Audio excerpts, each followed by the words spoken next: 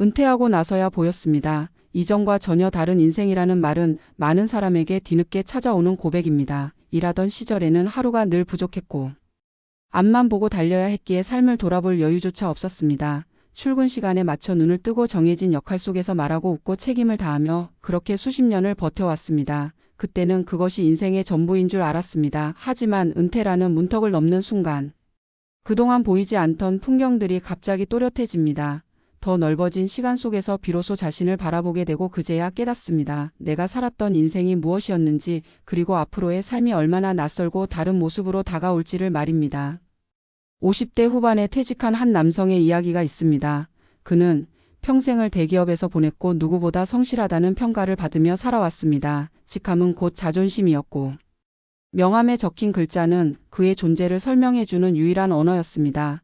은퇴식 날 동료들의 박수를 받으며 회사를 나섰을 때 그는 홀가분함을 느꼈다고 말합니다. 이제는 쉬어도 된다는 안도감이 밀려왔기 때문입니다. 하지만 그 평온은 오래가지 않았습니다. 다음 날 아침 눈을 떴을 때 갈 곳이 없다는 사실이 그를 불안하게 만들었습니다. 정해진 일정도 없고 연락이 오는 사람도 줄어들었습니다. 아침을 먹고 나서 무엇을 해야 할지 몰라 집 안을 서성였고 텔레비전 소리는 유난히 크게 느껴졌습니다. 그렇게 하루 이틀이 지나자 그는 자신이 점점 투명해지는 느낌을 받았다고 말합니다. 누구에게도 필요하지 않은 사람이 된 것 같았기 때문입니다.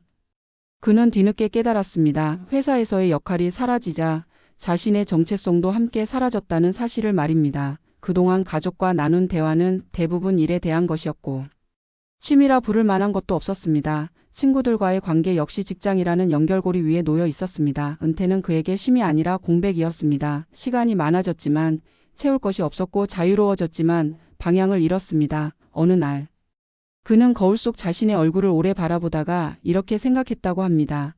이렇게 살아온 게 맞았을까? 나는 나를 얼마나 알고 있었을까? 그 질문은 그를 괴롭혔지만 동시에 새로운 문을 열어주었습니다. 그는 동네 도서관에 가기 시작했습니다. 특별한 목적은 없었지만 조용한 공간이 마음을 편안하게 만들었습니다. 책장을 넘기며 젊은 시절 좋아했던 문학을 다시 만났고 글 속의 문장들이 묘하게 위로가 되었습니다. 그러다 작은 독서 모임에 참여하게 되었고 그곳에서 처음으로 회사 이야기가 아닌 자신의 생각을 말하기 시작했습니다. 누군가의 상사가 아닌 한 사람으로 불리며 이야기를 나누는 경험은 낯설었지만 따뜻했습니다. 그는 말합니다. 은퇴하고 나서야 내가 무엇을 좋아하는지, 어떤 생각을 품고 살아왔는지를 조금씩 알게 되었다고. 이전과는 전혀 다른 인생이 그제야 시작된 것 같았다고 말입니다. 또 다른 사례는 50대 초반에 은퇴한 한 여성의 이야기입니다. 그녀는 자영업을 하며 평생을 바쁘게 살아왔습니다. 가게 문을 열고 닫는 시간이 곧 하루의 리듬이었고 손님들의 요구에 맞추는 것이 삶의 중심이었습니다. 은퇴를 결심했을 때 그녀는 기대가 컸습니다. 이제는 나를 위해 살 수 있을 것 같았기 때문입니다. 하지만 막상 가게를 정리하고 집에 머무는 시간이 늘어나자 예상치 못한 감정이 밀려왔습니다. 허전함과 외로움이었습니다. 사람들로 가득했던 공간이 사라지자 하루 종일 말 한마디 하지 않는 날도 많아졌습니다.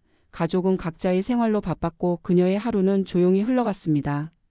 그녀는 자신이 생각보다 외로움에 약하다는 사실을 은퇴 후에야 알게 되었다고 말합니다. 바쁠 때는 느낄 틈도 없었던 감정들이 한꺼번에 밀려왔기 때문입니다. 어느 날은 이유 없이 눈물이 났고 또 어떤 날은 자신이 쓸모없는 존재가 된 것 같아 마음이 가라앉았습니다. 그러다 우연히 동네 복지관에서 진행하는 요리 봉사 프로그램을 알게 되었습니다. 망설이다가 참여한 첫날 그녀는 다시 사람들 속으로 들어간 느낌을 받았습니다. 누군가를 위해 음식을 만들고 그 음식을 나누는 과정에서 오랜만에 웃음이 나왔습니다. 그녀는 말합니다. 가게를 운영할 때와는 전혀 다른 기쁨이었다고. 돈이 아닌 마음으로 연결되는 관계가 이렇게 따뜻한 줄 몰랐다고 말입니다.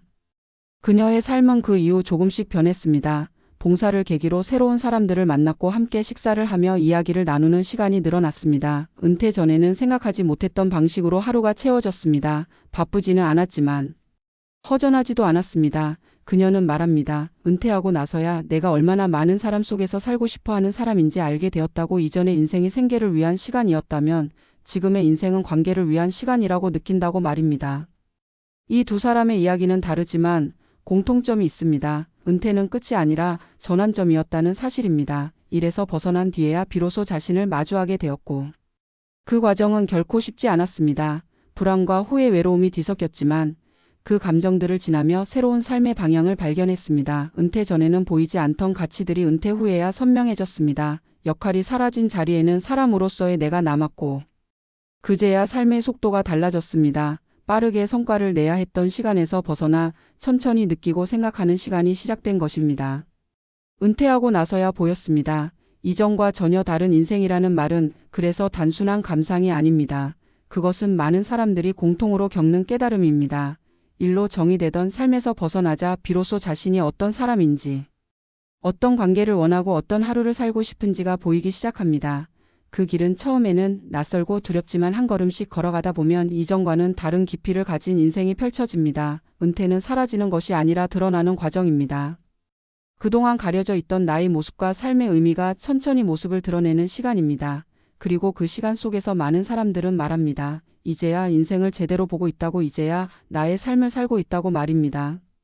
은퇴 이후의 삶은 흔히 준비되지 않은 사람에게 가장 정직한 얼굴을 드러냅니다.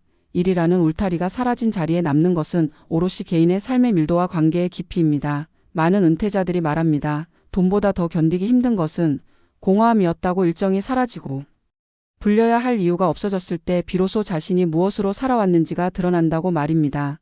이는 특정 개인의 문제가 아니라 한국 사회가 오랫동안 일 중심으로 삶을 조직해온 구조적 결과이기도 합니다. 우리는 직함과 역할로 자신을 설명하는 데 익숙했고 그 역할이 사라진 이후의 삶에 대해서는 깊이 생각해보지 않았습니다. 은퇴 이후 가장 크게 달라지는 것은 시간의 성격입니다.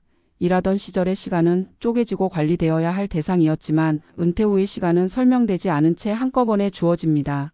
이때 많은 사람들은 자유를 기대하지만 실제로 마주하는 것은 방향 상실입니다. 해야 할 일이 없다는 사실은 곧 존재 이유를 스스로 만들어야 한다는 의미이기 때문입니다.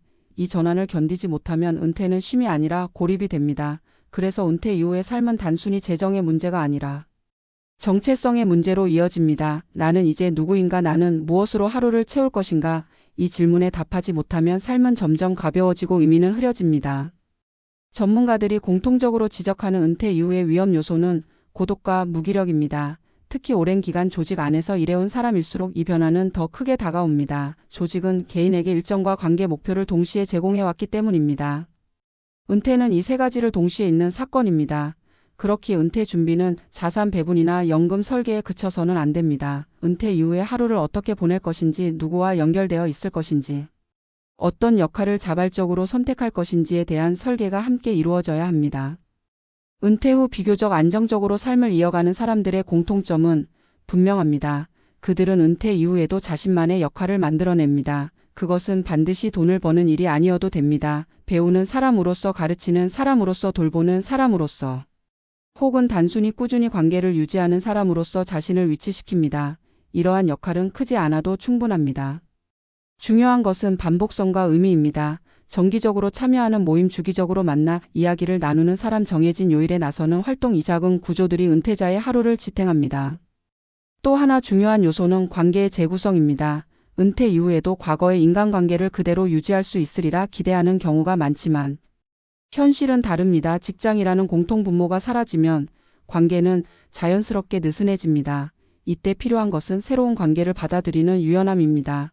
나이와 배경이 다른 사람들과의 만남, 새로운 커뮤니티에 들어가는 용기, 이것이 은퇴 이후 삶의 질을 크게 좌우합니다. 관계는 저절로 유지되지 않습니다. 특히 은퇴 이후에는 더욱 그렇습니다. 관계 역시 의식적으로 관리해야 할 삶의 자산입니다.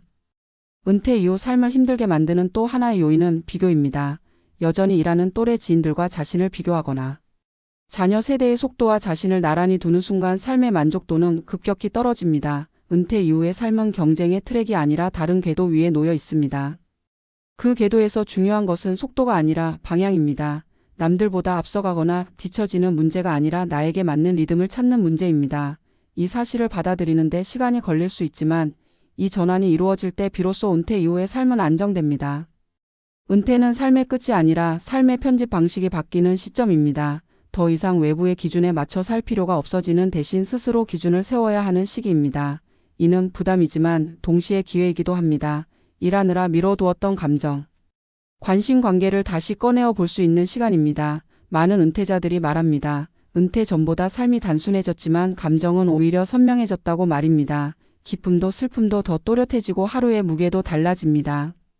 마지막으로 은퇴 이후의 삶에서 가장 중요한 교훈은 이것입니다. 은퇴는 준비한 만큼 보상받는 시간이 아니라 질문한 만큼 깊어지는 시간이라는 사실입니다. 얼마나 모았는가 보다 어떻게 살 것인가를 고민한 사람이 은퇴 이후에도 흔들리지 않습니다. 지금 이 영상을 보고 있는 분들 중 누군가는 이미 은퇴를 했을 수도 있고 누군가는 아직 준비 중일 수도 있습니다. 어느 쪽이든 늦지 않았습니다.